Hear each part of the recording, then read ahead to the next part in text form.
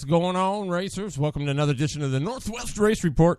I am your horsepower and performance broadcaster, Terry Bridges, and alongside me sitting in the house is none other than Glenn Lippy Tower. What's going on, Lip? It's all good in the hood today. Other than traffic's a bummer out there. Holy moly. Yeah, isn't it? Look at this. Sean Carr is P1, baby. Wow. Mr. Carr pulls it down. Good job. Yes, indeed. That's pretty awesome. Excuse me. Lip, I got to tell you, man, feeling a little under the weather, my man. Feeling a little under the weather. All that good fun we had last weekend. Well, I don't know if it's that or I'm just not sure. I haven't had the crud in a long time. But anyway, we got a great show for you tonight. We got the legendary Mike Wheeler going to be on the show, who won the Cage Cup this weekend. We've got Johnny Burke, No Brakes Burke, going to be here. I think we're going to have Devin Borden on the show. And then we've also got Aaron Neliton going to be checking in. He and his driver just won the Florida Winter Tour. Oh, nice. So he's going to be giving us some stuff about 7:30 on that. Of course, what have you got going on? I have got not a lot today. I have been so dang busy that I did not come up with a good show for today, so my portion will be wing it. So that's what I'm going to have, and hopefully it turns out pretty good. But I did have a pretty good time for my first Cage Cup down there. You know, they put on a good show. There was definitely a lot of people that showed up for that deal, so it was good. I enjoyed it. Spent 2 days down there on that, and it was just it was a pretty good time. So what was your take on all of it? I mean, after seeing those guys. It's a lot to organize, a lot to get going, and it was a good time. I can see why Jason lets somebody else do that big show like that, because it is a pretty good sized headache. You're dealing with a lot of egos, so that is always a tough balancing act, and Matt does a pretty good job of it, but he also looks like a chicken with his head cut off most of the day. So yeah, absolutely. I mean, let's face it. What do you say? It's not my circus, not my monkeys. Right, exactly. That was his quote usually most of the time down there, and I can't really blame him.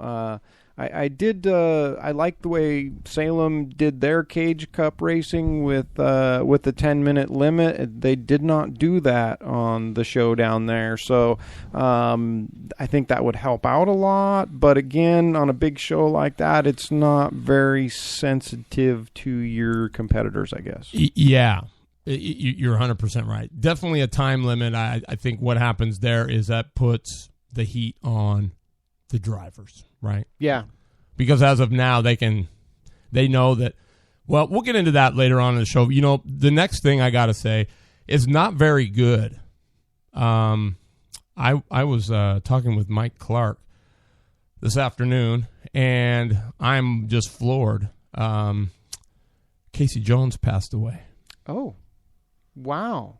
Yeah, Chuck's dad. So, I guess he had cancer, and I guess they just put a new cart together for him, and he's gone. Wow, I did see something about that where he mentioned that, and that's too bad. That's never like to hear that. I never knew he was sick, and those of you that knew Casey and that you know Casey and Chuck Jones, they're great. They're great people. They get it. They've been racing a long time. I honestly have to say I didn't know Casey that well other than just watching him on the racetrack, and he was mighty good. I mean, he got the job done. So again, we're on the show here letting you know somebody else is gone, and I just can't stress enough, I guess, what it means to take those people that are near and dear to you and let them know that, you really do care about them, because like in this case, you just never know. Yeah, absolutely. That's a great philosophy right there to, never harbor bad feelings, and always tell people how you feel, because you're right. They may not be there. It could be as quick as a car crash or as slow as cancer. Yeah, it's terrible. So congratulations to Sean Carr, P1 tonight. Rusty Rossmeyer brings it home in the second spot. And Scott Keeney in there third. Craig Collins back with us. He's in the fourth spot. Dennis Trammell fifth. And Brent Meyer, he is sixth. Nice. Yeah, that's Brent, right? Sixth. We haven't seen. There's Chuck. Nice. Good to see you, Chuck. Yeah, man. Thanks for being here. I just got to tell you, man, I am just words can't express how sorry I am. I've been there. Lost my dad. I know what it's like. And it's just going to take time, It's just going to take time. That's all I can tell you. But I'm always here if you need an ear. And I'm sure from Lippy the same way. So. Yeah, definitely. Saying a prayer for you, buddy. Yeah, absolutely. So why don't we just take a quick moment of silence for Casey Jones and show our respects for him.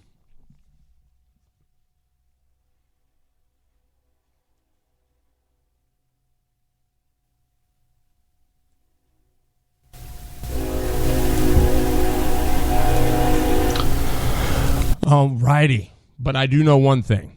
He would want the show to go on. Absolutely, so he would. That's what's going on. Racer at heart. Yeah, absolutely. So, did you happen to look over these notes? There was a... Now, how can Suchich not get these kind this time, right? Because... Anyway, I'm just giving him a bad time. Ooh, Cecilia Lawrence in the house. Did you know Tim was down there? Yes. I did too. It was... For me, it was just crazy. Yeah, you were pretty well chained up over there. And if I got to admit, probably,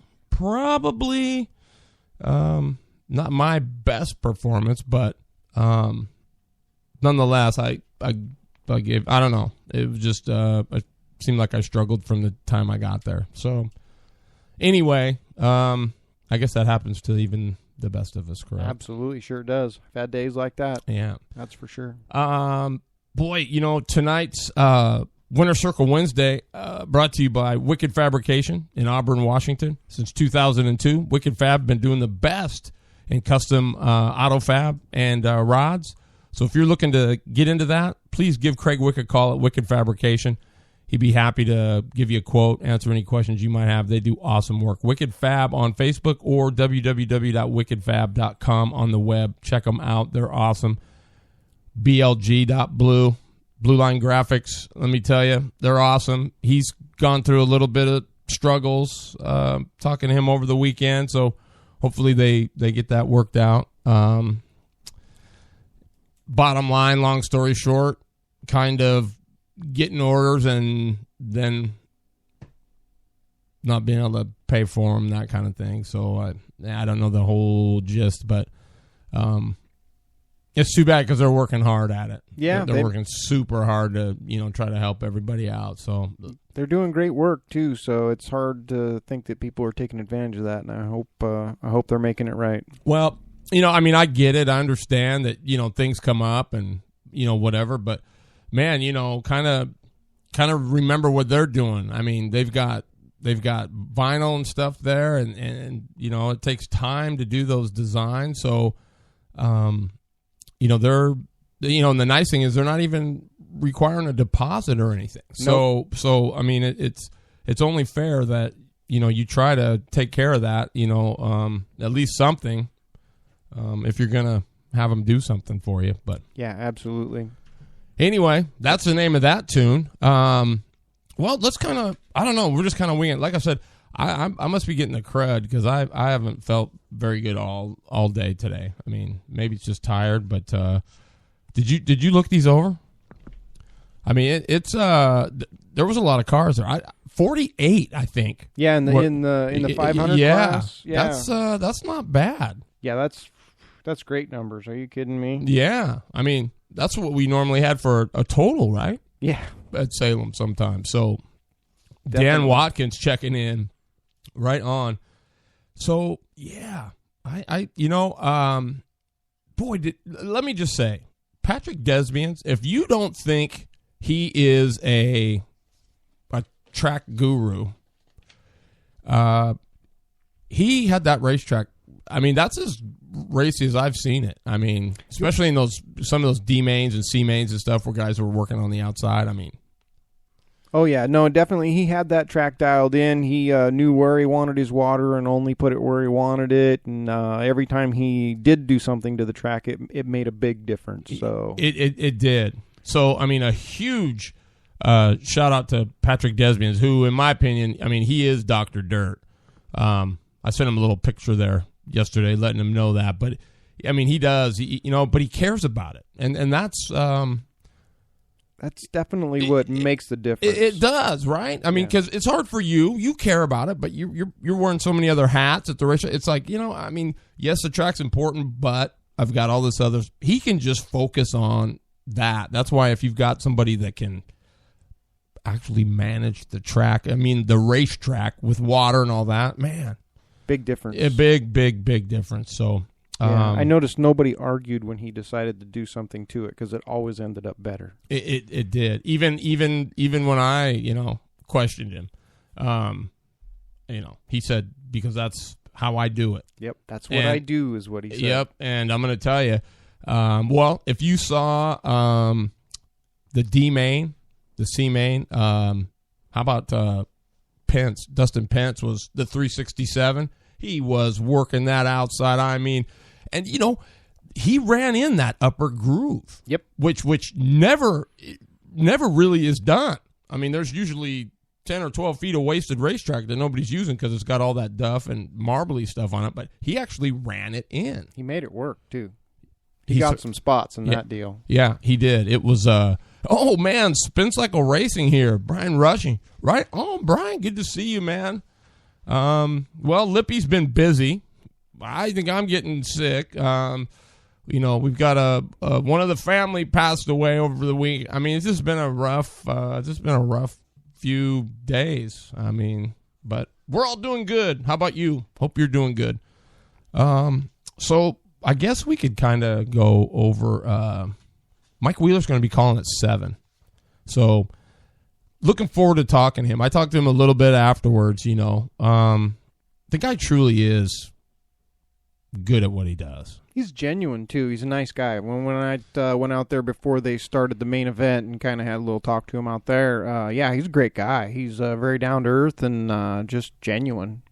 And you would see, you could also imagine somebody like that not being that way. You kind of see that from time to time out of some, but yeah, I met a few down there this last weekend. Yeah, he was, but super good guy. And then we also got Johnny Burke going to be calling in, and I tried to get a hold of Borden. I hope he can get a hold of us, but we may or may not be talking to Devin Borden. We are going to be talking to Aaron Neliton, finding out what happened down at the Florida Winter Tour on the asphalt side. So, cool stuff.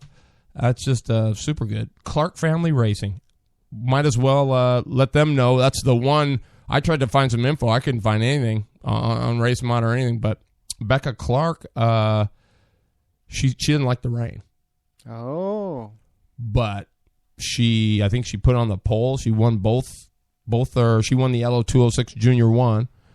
And she got a second in Junior 2. So nice. I think, is that right, Mikey Clark? And then Mikey got 9th in World Formula. So, or was that World Formula or 206? I think it might have been 206. But still, that's first day out.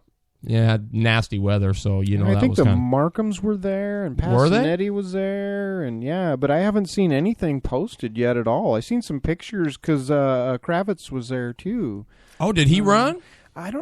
He was there, and I'm not sure if he was driving or just watching. I seen some pictures of him in his driving suit, so I was trying to go through the pictures to see if I could find a picture of him, but wow. I didn't. I found everybody else, but not him. Oh yeah, and then how about our most improved kid car driver, Graham Trammell? He was Guess he did good. He likes the rain. You know what? I think he liked anything. As long as he's racing. He he had a really good coach there with him. So with Mr. Word was helping him out, but absolutely, Mr. Word had nothing but good stuff to say about him. Yep, that is for sure. Look at there, way off the podium, Jason. Oh, Jason Suchich there. Oh, sorry, all at the Blazers game. Oh, well, what the heck? Who rates here, Suchich? I mean, come on. Rub that NBA stuff in our face. Yeah, wow. No, I'm just kidding. What's the score? And how many does Lillard have already? Maybe they haven't even got started yet. But, well, you know, for not being his circus and not being his monkeys, Suchich was pretty busy. Yeah. Oh, yeah. Well, he's just that kind of guy. You know, he can't stand around. So. Yeah, it's what happens, right? You always get roped into it. And so who are you down watching? Well, I was there. Well, the Bordens, I've got a special spot for them. When I started our indoor series back in 2009, they were a big supporter of me and that whole program. So I got a little special spot for them. So I was down hanging with them for a lot. That's where I spent my evening, was down there in their pit. Had a great time with that, and was helping out a little bit on Sunday, just keeping tires in the right spot and cars going and that kind of stuff. Cool. That's very cool. And did Rusty make it down with you? Nope. He didn't. Okay. All right. Well, that's awesome. Oh, 7 p.m. tip-off. All right. Good deal. So, yeah, over the Cyclops at midcourts, going over to Lillard deep in the right corner. Oh, maybe I should start that, Jason. I don't know. Maybe. I don't know.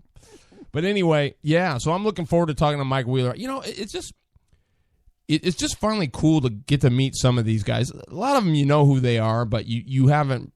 Well, I don't know. Had you ever talked to Wheeler?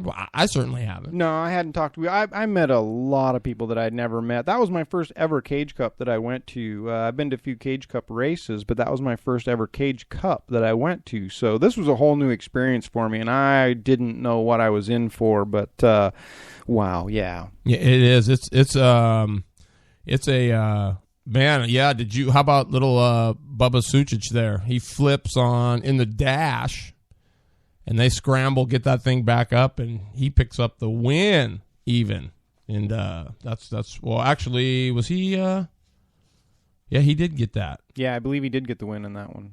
I thought he did. Yeah, I'm trying to look here. Yeah, he did in the A-Main Pee Wee non-Subaru right there. Yeah. So that's cool stuff. I bet he was a proud dad, old Jason. You know, you can't help but be that. But so yeah, you know, it's crazy. You come off a weekend like that, and it actually takes you a few days to recover. I did. I'd slept in on Monday and didn't get going until much later than I normally do. And I still haven't recovered. I just about fell asleep on the way down here. I just need about 10 more hours of sleep. Believe me. Yeah, absolutely. So, well, you had a good place to stay, right? I mean, hopefully. Yep. I had a nice warm spot, so it was good. Definitely. Hotel Kia. There's always vacancies there, and boy, it's cheap.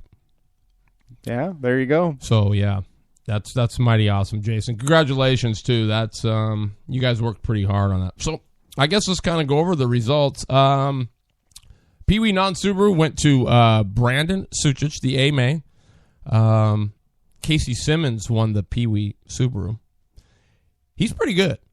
He was, because he was down at some of the Salem stuff. Dakota House was second. Let's see. Case and Tenora. Those guys were good from Nevada. Oh, yeah. Yeah. I went with Jason on Sunday and stopped in Pietro's, had some little bit of pizza, and got to meet them. Nice people there. Just super good. Micaiah George was third. Sophia Bauer was fourth. And Hudson Eccles rounded up the top fifth. Colin Mendez comes in sixth. So that's pretty cool. Oh, yeah, definitely. Yeah. And Madison Basile, 11th. Cruikshank, 12th. Amelia Eccles, 13th. Dalton Allen did not start. And Ryan Potter did not start. 14th with Dalton Allen. A-Main for the box stock. That was, let's see. That was a B-Main. Austin Sauce won the B-Main. Do you know that my wife, they're related? Oh, really? Yeah, they spell it the same way, S-A-U-S-E.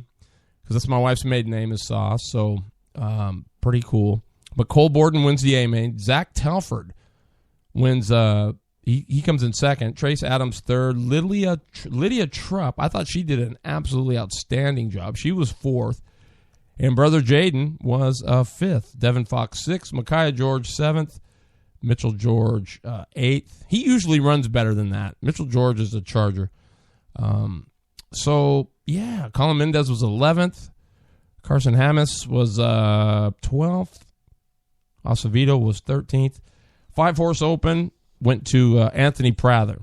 Did you see that motor run? Yeah. The 61 was fast. That thing was a ship. Mm-hmm. I mean, Carter Patterson, not bad. And he, Sizzle and Seth's kid cart is Carter Patterson's old one. Oh, nice. Yeah, the 47. Mm-hmm. Yeah. That whole class is just super racy. I mean, they fly, too. Do. I mean, I just couldn't believe it. There's 4 different motor combinations in there. You got flatheads, you got clones, you got world formulas, F200s. It's just, take your pick, right? Crazy stuff. I know. I mean, so Patterson was second. Seth Riggs was third. Skylar Weinbarger, fourth. Jensen Tenora, fifth. Jojo Battaglia, sixth. Seventh was Brandon Brookshire. Brent Rauscher was 8th. Jerry Fonfera, 9th. He had a tough weekend. I felt bad for him. Zach Massey. Fonfera's got some nice stuff. He does, and it does go good. It's just too bad they didn't have a better weekend. Sizzle and Seth wins the yellow 206, huh? Mm-hmm. Pretty cool. He won $100 for that. Yeah, that's nice. He struggled on Saturday. They had a little push going on, and a few things weren't quite going their way, but it really built a fire under him because, he's been dominating down there most of the year. So when he got that handed to him, he really went after it on Sunday and made a good run of it. So I was glad to see that. Yeah. Brian, you know what? That's a great question. I don't know. I would love to. I think Chizzy's been talking about maybe the Grands, but I don't know, but I would love to do that for sure. So 125s, I think it was it Lane Taylor? Kyle Rolls was the kid. He looked like he was going to sweep it, and then Taylor comes through and gets the win in the 125s. Right, yeah, and I went over and talked to that guy. I did not realize that Lane was only 9 years old. Can you believe that? I know it. The kid drives like a stinking 25-year-old, but holy moly, I told the wife that he's not old enough to get scared. He just goes and throws it right in there, and just, man, he even makes good decisions. So that's really odd to have that trait. So. Look who showed up, CC33 in the house, Cody Chisholm. Did you read that post that Dave had about the guy the cart guy that was trying to take all over those tracks back there? Oh, baby. Did he read him a riot act? I mean, it was like, hey, you've been trying to take over this track and da-da-da-da, and you couldn't do it. You said they didn't have the money and this and that. Then you tried this one, this and that, this and that. Then you tried to come over here. And then he says, now you're trying to take over Sturgis. He says, well, I'm just here to let you know that Sturgis is taken, and, we're going to be doing it. And so quit running around blaming everybody else for your own inadequacies. Don't call me. I'll call you. Never. I mean, he was teed off. So, boy, I'm going to remember that Chizzyism, though. That's pretty good, right? Don't call me, I'll call you. Never. Yeah, he was teed off. Oh, BLG in the house. That's great, man. Yo, yo, yo. What is happening, my man? So, anyway, so Lane Taylor, who was second in the... Kyle Rolls was second. Solid. And then Dustin Asher was third. Alex Ritchie. Oh, Reish, yeah. Reish was fourth. And then Carlson Borden was fifth. And then Michaela Patterson. Oh, Michaela, yeah. Michaela Patterson. Yes. And Miles the Missile was seventh. Miles Massey, yeah. What up, Matt Strebe? And Reese Fleischer. Okay. And then we moved to the 250s, and who got that? Devin Borden bring that down in the 250. Let's just talk for a second. how good he really is. Yeah, because he is good. This kid's been wheeling for a while now. I watched him come up through the quarter midgets, as I said earlier, and he is truly a natural. He just, again, makes some great decisions, knows where he's going, knows what he wants, and his dad does a great job of putting a good cart underneath him. Yeah, he has been. We were talking, I know we talked a little bit about, the kids and whatnot, and there is a perfect example of a dad who worries about the right stuff. Yeah. Right? Absolutely. And that's why that kid is what he is, because the dad is worrying about the things that matter, not the things that don't. And he's not an overpowering father either. He gives him the right equipment, and he tells him, what he wants, but he doesn't, when Devin does things that he doesn't like, he only points out why it didn't work. Instead of yelling at them saying, why did you do that? I told you to do that.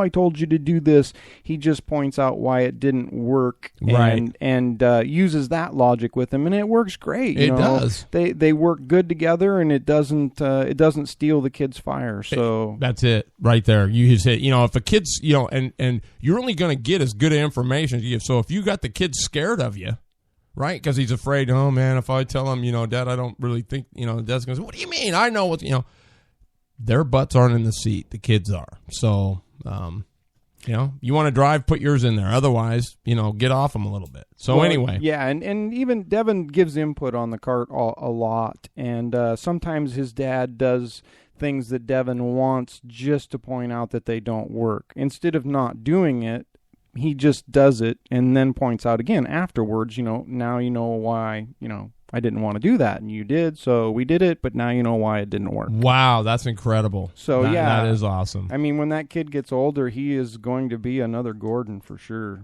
Yeah, no doubt. And who was second in the 250s? Dawson Hammonds. Yeah, that was the 55. He was good. He was good. Because he wasn't that good before the main. He had struggled and been put back and came up, and he ran a solid main event that got him a second place. There's no doubt about that. The 250 class down there was tough. Yeah, it was. It was tough. I mean, they were all just mixing it up in there, and yeah, great racing, that's for sure. And the T3, what's her name? Oh, Talon Roberts. Talon Roberts, yeah. She did very well. I was very impressed. Whenever she would settle down in the cart, she could move through traffic pretty gracefully, and the cart was fast. So yeah.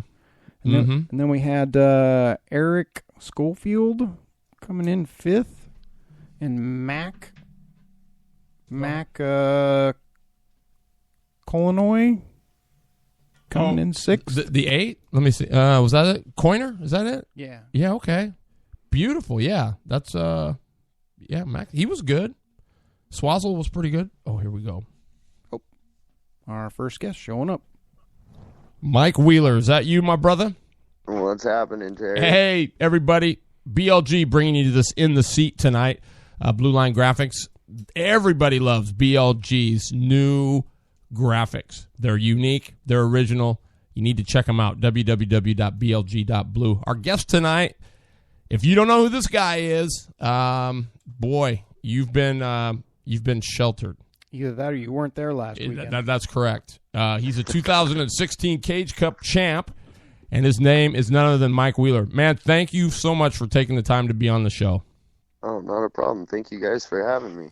So this wasn't your first, I say rodeo, but this wasn't your first Cage Cup, was it?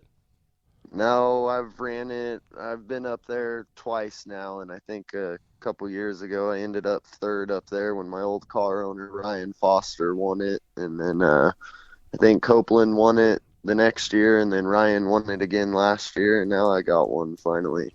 Yeah, it kind of reminds me of the Hitman, right? Because he came and ran pretty good in the UAS stuff, and it just kept eluding him, and he finally gets it. But so this was did you get it in 3 tries then, right? Yeah, that was my second time there. Okay. First time. I've only been there once, and I think I ended up third the first go around. So your thoughts on the weekend? I mean, as an event, what did you think? It was an awesome event. I mean, as far as indoor tracks, that's one of the biggest tracks or the biggest track that I've been to. So, I mean, it's a nice facility, and they ran a good show, and we had some good hard racers there. So I think it was a good event. Yeah, absolutely. Anything you didn't really like about it, or that you would maybe change up in the future? I would definitely try to keep some more water on it, so it's not a dust bowl for 2 days. But other than that, it's a dirt oval track, something to play on. I ain't complaining too much. No, yeah, right. You know, and let me just say, in my experience there, that was a lot of water on there. Yeah. Really? I mean, typically, when Desmond's did it last year too, and Saturday was the night.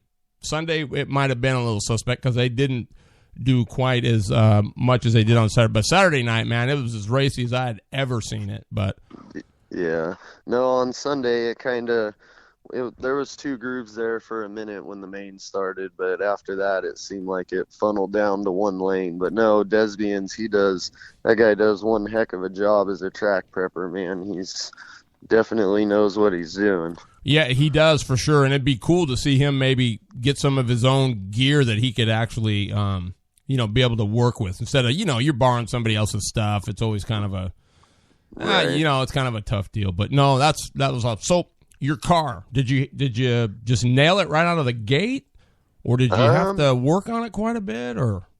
I remember the last time we went there, I was having a hard time getting some forward bite. Problem is with those 500s and my light butt in there, it's hard getting it hooked up to the track. But no, we seemed pretty good. Caldwell seemed really good too. I wished he'd not had motor issues and was able to get up there and battle with me. And Burke was there. He was running good too. I heard he didn't have any brakes. So no, I knew once I got out front there, my brother came out and talked to me on the halfway point. He told me just run 3 laps hard and then start cruising. So that's what I was trying to do. And then I was trying to get by the lap traffic as fast as I could so I could get them in between me and the guys behind me. So Right. Well, you were mighty awesome. I know afterwards you said, what, that was, nobody was really close enough. They were going to, do anything to you. But so, yeah, so let's rewind a little bit. Tell me a little bit about how cool it was to win Indy. I mean, was that just a stellar deal or what? Oh man, that was they invited 40 of the best in the nation to go there and do that. So to go back there and run that good out of the box, and names like Kyle Larson and Stenhouse and just all the people that were there to go out there and win that big event. That's probably the biggest one on my career list for sure. Wow, man, that's really cool. Now, was it close, or were you pretty much the guy? We were pretty much the guy there. We started on the pole and kind of walked away with the deal. Larson got up there and got close one time, and he ended up hooking the berm and spinning himself out. And then after that, it was just kind of cruising, trying not to mess up. When you're out front and your stuff's hooked up, having that clean air helps you out a lot. So right, there's a handful of guys, if they get out front and clean air, they're hard to beat no matter who they are. Yeah, well, shoot, you had him driving up on the curb, and Kyle Larson, so you must have had him shook a little bit. Yeah, no, it's crazy because we've only got to run go-karts together a couple times. Back in the day when he was running them full time, my dad passed away, and I kind of wasn't into go-karts there for a little while. And then when I came back, he was already on to sprint cars and going on to bigger and better things. So I really never got a chance to race with him other than these big events every once in a while. Right.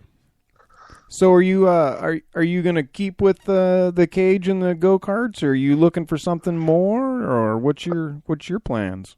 Yeah, I'm always looking for something. I haven't had the right opportunity come along my way yet, but No, I got my boy. He's 3 years old. I got him a go-kart, so he's going to be starting this next year. And yeah, it's just something. I've raced go-karts. I'm 30 now, and I started when I was 7. And my dad's he was my idol and everything, through the whole thing. And then when he passed away, I took a break and then got back into it. And now, I'll probably always do it. Every time I get in there and sit down, I get the thrill I'm looking for. So, yeah. So, I just got a question for you because I watched how you did it. But, I mean, you're out in that clean air. And sooner or later, when you're that quick, you come up on lap traffic. I mean, right. So how do you decipher where you're going? I mean, are you just taking what's there, or are you looking up ahead and trying to size the people up, saying, "Oh yeah, this guy, he'll wash out, or what's going through your mind when you start hitting that traffic? There's one thing I learned. People say that you can't win it on the first lap. Well, I call bull on that. I like to get out front and be in the lead. And normally when you're, catching lap traffic, obviously you're catching them because you're faster than them. So I just try to get to them, and hopefully, they normally when you're coming up on them to lap them, there's a reason why you're catching them so fast. They're obviously, not doing consistent laps or whatever the reason is. But yeah, you just try to pick them off really quick and try not to, hinder yourself while you're doing it. But yeah, get them behind you and keep on going till that checkered flag drops. That's pretty awesome. And finally, before I let you roll, buddy, so you've run a lot of people. I mean, you just have. So looking through, I guess it could be past or present, whatever the case is. I mean, who is the guy that makes Mike Wheeler worry a little bit? I wouldn't say there's a guy. I'd say there's a few of them.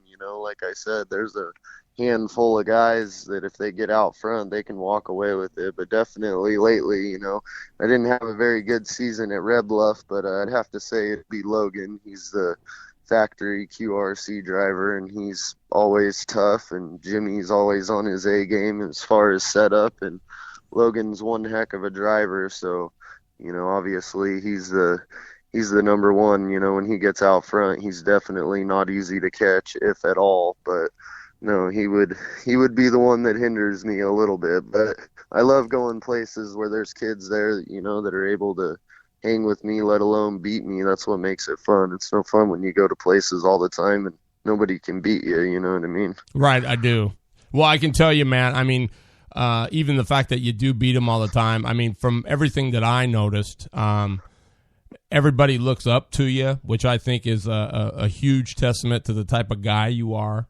And you're just so bloody down to earth, and man, I just can't say enough good about Mike Wheeler. I mean, it's been great meeting you. I know I've heard the name, and I've never got a chance to really talk to you, but man, impressive to say the least. Awesome. Well, thank you. Yeah, no, it definitely, there's a lot of little kids out there that look up to me, and that's kind of what keeps me going. There's no better feeling when I go to get in that car and get ready to go out on the track, and you got all those kids running up to you and giving you knuckles and high five and telling you good luck. I mean, that's what it's all about. That's what gives me the drive to go out there and keep doing what I'm doing. It is, man. It's truly what it is. And, man, don't change a thing, because I'm telling you, man, you got it. You got it going on. I guess one guy wanted to know, are we going to see you in a sprint car? Yeah, that's the goal one of these days. I'm hoping. I've ran a few things in sprint cars already, but it was, nothing that I was too stoked about and staying in doing. I'm kind of to the point with it to where I think I can do it. I just want to do it and go big time and run with those big boys one time and show everybody I can do it. But at the same time, I got to find somebody that wants to blow a lot of money on me. So, because I can tell you right now, I don't have the money to do it. My brother actually races 360 sprints, and he lets me hop in his every once in a while. But no, definitely, that's the goal one day, is to move on to bigger and better things. But if nothing happens, I'm super fine with just hanging out with my boy and living the dream that my dad did with me. So, man, incredible. Well, hey, Mike, thank you so much, man, for taking the time. Congratulations on that big win. I know it does mean a lot, especially when it's eluded you. And I hope to see you again at the racetrack really soon. Yeah, for sure. And awesome. Thank you guys for having me on this show. It's awesome. Hey, man, what size shirt? I'm a large. Okay, so hit me up. What about you? Hit me up on my Facebook page. Give me your address so I can send you a large T-shirt. All right, man. Thank you. All right, right on. And then I'll hit you back. I'm an L. All right. I'm an L, but I'd wear it proudly. No doubt about that. That works. Right on, Mike. Thanks for calling in, man. All righty, you guys have a good one. You too. Bye. All right, everybody. Mike Wheeler. God, you were right. What a guy. Yeah, he's very down to earth. He is. What do you guys think out there? Hit us up on the chat line. What did you think? Mike Wheeler's a heck of a guy, man. Let me tell you, he's a heck of a guy. He is a heck of a guy. He's very down to earth. No bones about him. You know, he's obviously a driver that has talent. Absolutely. Scott Warning in the house. I see that. What's he's talking about? He's got a new engine finally ready. Our engine's finally ready. What? Oh, he put a liter motor on this thing. It's 1,000 cc's. Oh. No, I'm just kidding. I don't know. But yeah. So coming up at 7:15, we got No Brakes Burke going to be calling in. So we'll chat. Hopefully Devin Borden can call in at 7:20. If not, we've got some lapping with Lippy, or we'll just continue BSing, because that's really what this show is all about, right? It's just kind of kicking it. Aaron, what is going? Let's go on here. The open cage, the D main, the Boogeyman, Briley Pompey won that. Dustin Pence was second in the D main. He was not that good, but boy. When he went to that outside groove, he put on a show. He was impressive. Yep, he made it to the B main and couldn't get out of there. It's too bad because he was rolling. He was 13th in the B main. So let's see, the C main, Jesse Caldwell. He had to start there, folks. Jesse Caldwell, the guy that just won the West Coast Nationals. I mean, he had to start in the C main. That's where he was. He didn't qualify. I mean, he was there. So. Spears was second. Aiden Spears. Ron Osborne, the Wizard, Oregon Outlaw, he was third. Pence was fourth. Hilgendorf was fifth. He was a sleeper, the 22H. Yep. I mean, he was. He got awesome. And then Donovan Barr, he transferred. So 6 moved on. The rest went home out of each one. So, and then the B main, Eric Gannon, he won that. Jesse Caldwell was second. Kyle Hosfeld was third. He didn't have the weekend I don't think he really wanted, but he was still nonetheless, he was solid, the 5L. Casey Starr was fourth, and Tristan Spears was fifth. So, and then Christian Osborne was mighty good. He got in at the sixth spot. Dylan Lamberth was there. And now I know why. Remember I was saying, what is going on? They said he jumped a restart, and that's why they put him back 2 spots. Okay, that makes sense. I mean, I don't know. I was wondering. I mean, I guess I need a definition of what a jump start is, because it didn't. I mean, you know what I'm saying? It didn't look. But anyway, that's why I'm not officiating. Thank you very much. Here we go. Our second in the seat guest, brought to you by Blue Line Graphics. Be sure you check them out, www.blg.blue. They've got over 50 different cart wraps and designs. Brian will take care of you. He's here on the show tonight, so be sure you hit him up on the chat line. Johnny No Brakes Burke, what is going on, man? Terry, what's happening? Dude, I just got to say, I'm pretty proud of you, man. You got all the way up there, made it to off pole, just like you said you were going to do. And, man, dude, I mean, good effort. I mean, what else do you say to that? Yeah, thank you. We were just trying our best there, after the catastrophe at the brakes. It makes it kind of tough to, pass people, let alone, hold your own there. But we seemed to be really good. Once we got going under a green, seemed to be able to hold our own pretty good, and it rolled all right. Boy, what could you have done? Could you have gotten up there and made a run at Mike if you would have had brakes, do you think? I think we had a good enough car that could have ran with him, because early it seemed like we weren't too far off of him. And then, as the brakes just failed, it just, I got to him one time on a restart, and then, with no brakes, it just made it hard to get around him. He's a hard enough guy to pass with brakes, to have no brakes and to try and, pass him when I'm using all throttle. I mean, that's all I had. So all I could do was hold the throttle down. And on restarts, he was my brake. He was the only thing that could slow me down, until he'd get out in front of me a little ways. And then I could, use the throttle. And it made it hard because it'd get the car real tight in the center of the corner. And it was tough. But, Man, to hang on to second with no brakes, that is no easy task, let me tell you. No, and it wasn't easy. Around there, it was getting dry, too. The longer we were going, the drier it got. It made it harder to drive it in, because I had to drive it in as hard as I could to make that thing, rotate through the corner. And, it just made it hard. I was spinning the tires, and it was just, I don't know how I was holding my own, with no brakes. I was because struggling. you know who was behind you, don't you? Yeah, Caldwell. Yeah, I saw him dude. coming. I saw him coming. I kept looking over for him because I knew he was coming on a mission. So, were you I waiting for him to move you? end. Were you waiting for him to move you a little bit? Well, he moved me a little bit early, but I was expecting that to happen. That's how Jesse gets when he's in kill mode. So he was coming up through there in a hurry, and I knew he was coming. And he usually runs me pretty clean, so yeah, I wasn't too worried about it. But I knew he was coming pretty fast, and I was just trying to get away from him as fast as I could. Yeah, well, I'm going to tell you, in that second heat race or whatever, man, you had me kind of teed off. I was going, Burke, what are you doing, man? Messing around with some of that stuff. You're going to end up taking yourself out, and but you got her done, man. You know who was, and he just joined in on the show. I thought he was very good. Was Hilgendorf, right? Yeah. I mean, he got up there, and I mean, there was especially in the there was one where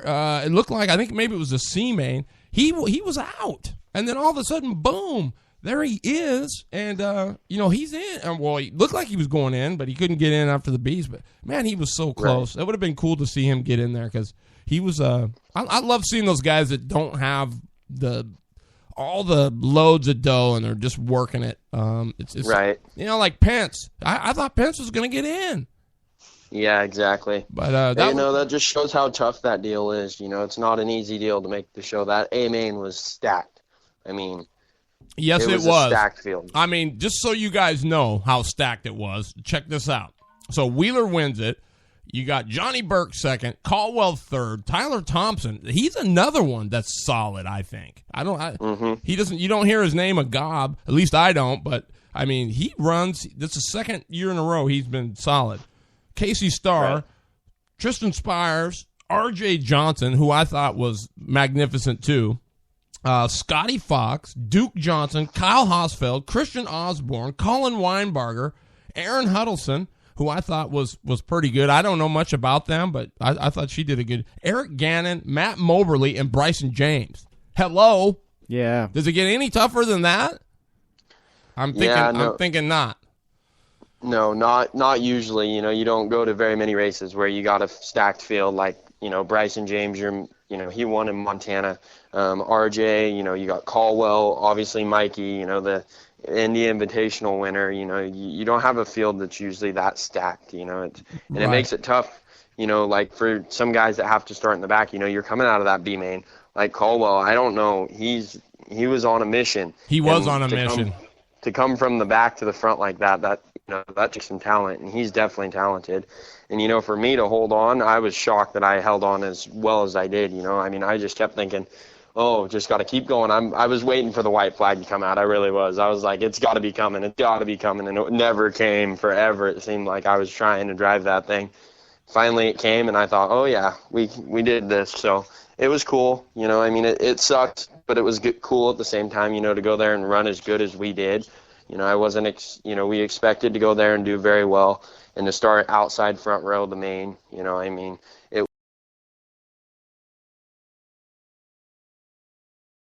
was really cool. And then it sounds like you picked up a sponsor on top of it, right? Yeah, got some sponsors going on, for the summer season.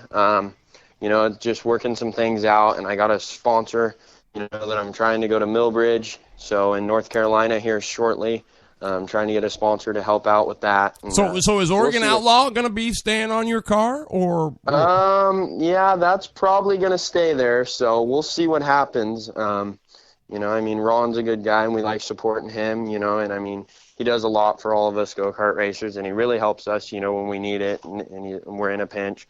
You know, because he's got the parts there at the track usually, and and it's, you know, he's a really good guy. So we like to support him and help him out. Well, you know, your buddy Hilgendorf says, I only made it there because of No Brakes Burke. So he's giving you a shout-out. Yeah, that's true. The only reason he even makes it to the racetrack is because of me and my dad. If it weren't for us, he wouldn't make it there. Leave it to Burke. He'll just tell you like it is, right? I mean, there's no holding back. He's just going to tell him, Hilgendorf, you wouldn't be there if it wasn't for my dad. Well, the funny part was he was the alternate, you know, into the show. You know, he missed the transfer by one, so he's the alternate if somebody breaks down. Well, I'm sitting there in staging. My brakes are off, you know, and everybody's going, well, your teammate's going to take your spot. I'm like, no, we'll rip the brakes right off of his car if we have to. I'll push that thing around. He ain't getting in. Right, exactly. Yeah, I wasn't about to not start that race. Brakes or not, it was going down. I was starting, and we were going to finish that deal, so... You know. Yeah, man, that's pretty cool stuff. That's pretty cool stuff. So so you're going Millbridge is next for you then? Is that what you're saying? Maybe Chico. I'd like to hit a race in Chico before Millbridge, but you know, that's the plan, is to go over there to North Carolina and see what we can do over there. Wow, man. And so that'd be cool. Yeah, keep me posted on that deal. I want to know when that's happening and stuff, so I can, you know, make sure I follow you and all that stuff, man. But you got a fan here, Jay Burks. I'm telling you, buddy, you got a fan right here, buddy. I mean, I was impressed beyond belief. So, and on top of that, you're a great kid, and you got the right attitude, and you're gonna go places, man. You just got to keep at it. Right on. Thank you, Terry. Yeah, man. If there's anything I can do for you, you know, I mean, let me know. I'll do. We need to sit down and talk anyway. Maybe we can get something going, get you, you know, just start promoting your stuff a little bit more. So. Okay, sounds good. Yeah. Let's get after it. You got my number. Just shoot me a text or give me a call. Yeah, let's do that. Okay, buddy. Thanks for being on the show, Jay Burke, and I'll talk to you soon, bro. Thanks again, Terry. Hey, you bet. Bye-bye. Yep. Bye.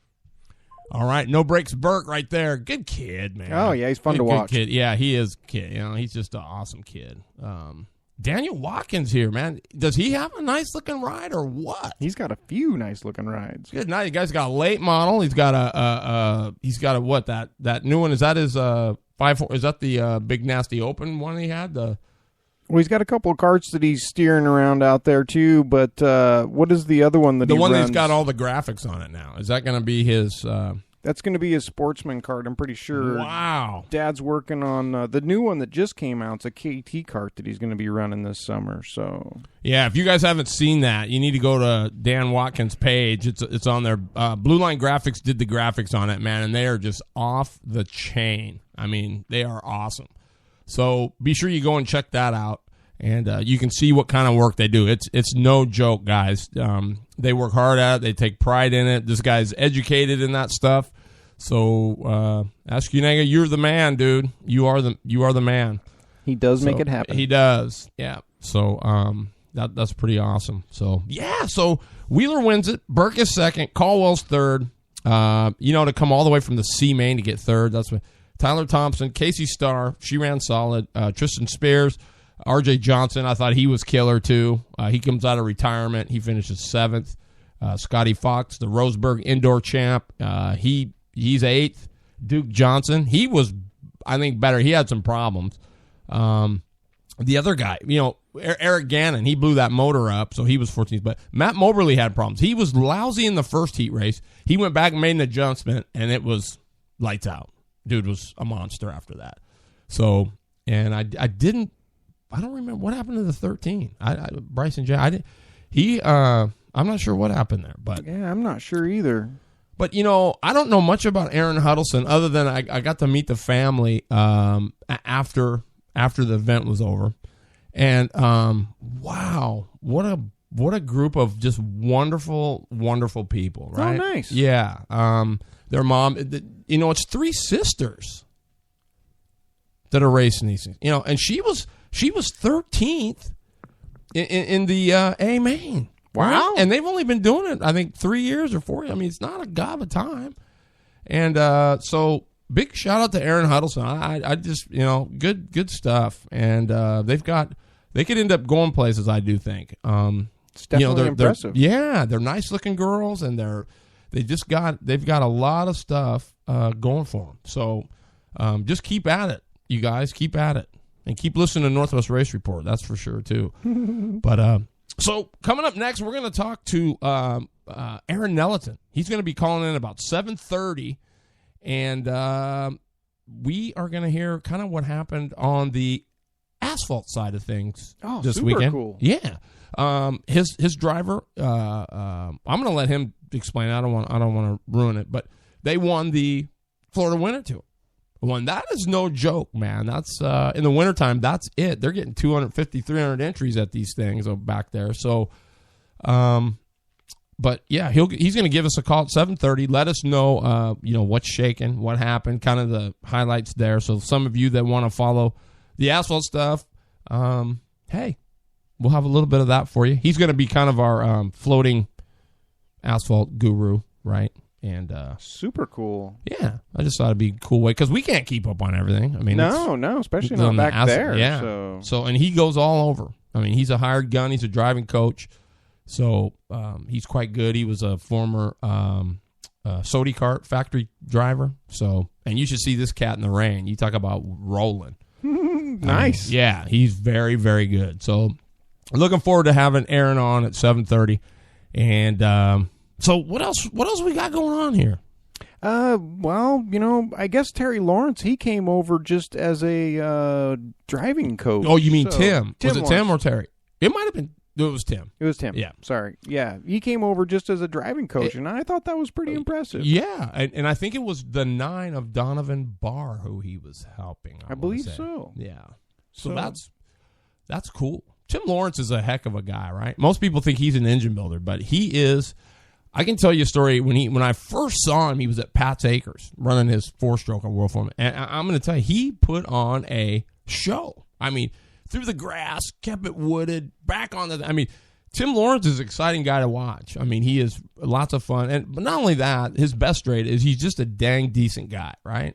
He just is a decent guy. Definitely, and, definitely the decent people, the whole family there. Yeah. So, and that's the other thing coming up. April 1st, the first weekend in April Fools, they're going to be, the asphalt's going to be down in Medford for the Gold Cup. That's the opener there.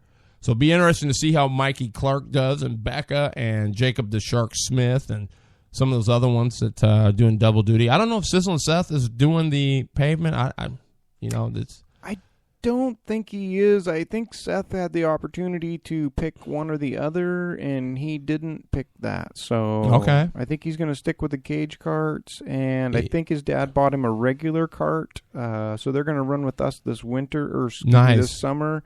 So yeah, I think that's what he's going to do because he couldn't do all of it, so they had to make a decision there. But the April that's in Medford. Hey, thanks, Scott. We'll see you, buddy. Thanks for tuning in while you can, man. Yeah, it's at Medford, Jackson County Sports Park. That used to be the super speedway of go-karts. Oh. Yeah, I mean, it's huge. And there we go. There it is. What is going on, Aaron Neliton? Northwest Race Report. How are we doing? Dude, we are doing awesome. I just got through telling everybody a little bit about you, but I didn't really want to ruin everything. So, man, tell us what happened down there in Florida.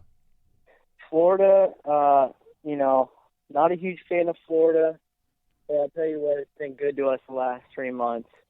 We started off the first round down there with Josh Pierson. We won that. In the second round, we won, and there was some controversy on was there too much contact, last turn, last lap, pass, and we made it through that, and so we won that one. And then we ended up third this last weekend, but it was plenty to steal the championship up. So the kid and we're champions at Florida Winter Tour this year, and we couldn't be more excited. Wow. I mean, and I remember just a few years ago when you guys were first starting the Can-Am thing and even hitting some of the Gold Cups early. I mean, you'd come out of there scratching your head kind of like, ay. But you stuck with it, and look at this. I mean, isn't it cool to see the light come on when they finally get it? It has been outstanding, and I'll tell you, the payback is something that it's amazing feeling to get the kid when we were in lap traffic at a club race. You know, when I first got with him when he was like 6, 7 years old, and now, you know, the kid is 10, and we're winning Florida Winter Tour championships, which is, you know, the Florida Winter Tour. A lot of people, you know, I don't know how many people keep up on it, but it's probably one of the biggest household championships in the States, and maybe even over, you know, several countries, bringing guys like Rubens Barrichello, you know, ex-Formula One guy, brings him and his 2 kids in. We get Robert Wickens from DTM there running DD2, and just all the big heavy hitters of the sprint asphalt game, they're there. If you're anybody, you're there. Wow. Yeah. Now, was Stingray there? Stingray was there. Stingray has been busy with his Skip Barber school and running through the strides of trying to get into the car game and being very successful. The kid is a huge talent, and we all know that. Right. But this year he's going to do some go-karting with CRG. And so he unveiled himself this week with a CRG for the first time all season. And they were a top 10 competitor, but they definitely they're still working through that program. Stingray coming from an OTK product, right, which he's been very successful on, and now hopping onto a CRG for the first time in maybe his life. Well, you know, and that's the question, Aaron. There's going to be some learning. That's There's the question. To do there. I know Lippy may be able to say, you know, I don't know. So if say you jump from a Phantom to a you know, Exceed or whatever. I mean, is there a you know, do you go, oh my goodness, this thing is so different, or? Oh yeah, yes. Rusty and I have carts that are 1 year apart, same manufacturer, and just those are 2 different totally carts. So going from manufacturer to manufacturer, oh yeah, absolutely. I think it would be a lot to do. Right, sure. Because you know, most people, Aaron, they look at that and they say, "Oh, CRG, a Tony, you know, hey, you know, hook it up. It should be close, right?" Yeah, and you know what? They're all great. They're all great chassis at this point. And when you take them to SCUSA, where the engines make a lot more bottom end power and the tires are a lot stickier, the chassis really equalize out fairly nicely, and anybody can win on anything. The Rotax game, their tire combination and the way that their power comes on, they make it a little more difficult for all the chassis to kind of be equal on any given weekend. But the chassis manufacturers, other than OTK, they are starting to get it. They are catching up.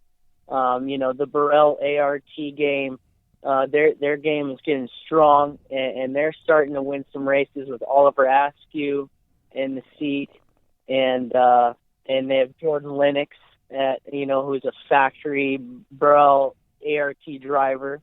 And so, those guys are getting it done, and they're making stuff look good, and it's on something other than an OTK, which I'm going to say it's kind of nice to see. It's refreshing because OTK has mastered the Mojo product for so long. Dirt guys that are listening, we got Aaron Neliton here. He's an asphalt extraordinaire, but I got to tell everybody this because a lot of people don't know this, but he was a big, big factor behind Wayne Felch's success because he used to work for Wayne at Store Cars. So a lot of the setup stuff and chassis stuff, when they were first dialing that car, Aaron was hands on it. So he knows probably, he might not know dirt as good as Diotti, but he's pretty solid. So will we see you on the dirt at all? Maybe just for fun? Terry, like we've always talked, it's in the blood, and I started my life in racing out on dirt, and I love it. deeply, but a lot of my clients and stuff right now, we're so tied up in the asphalt thing. Right. If you see me on the dirt, I hope I'm driving, not working. But you are available if say somebody wanted to hire you to come coach on the dirt. Would you? I mean, absolutely. All right. Absolutely. So what can they do if they want to get in touch with you to maybe have some coaching done, on a practice day or a race day or whatever? Well, it's simple, man. I got one phone, and it's for the shop and the home, of course. It's the cell phone. It's the 503-984-0564 number, and all my customers and whoever else wants to talk, they just get a hold of me on that number, and you can, if we got weekends where we're in town and we're not testing or racing, I love being at the track and working and helping people out. So that's always an option. So now you've got your schedule pretty much ahead of time, right? So if they wanted to call and maybe say, hey, can you look out? What days do you have open? I mean, you'd be able to tell them that right now? Oh, yeah. Okay. My schedules, we usually get my schedules figured out and in the books by January. So right after Supernats, we go to work on schedules, and I'll have a set of schedules for the season and all the series that we're going to run. And that stuff's all booked out real early, so it's super convenient to look through the calendar and say, hey, look, I'm not going to be there this month, this week. So that stuff's all figured out, and it's no big deal to find free time. It's available. But, it's just a matter of when you want to do it, what works for other people. Yeah, right on. So, hey, on the Florida deal, so do you know how many what the cart count was down there for that deal? I don't know exactly what the cart count was.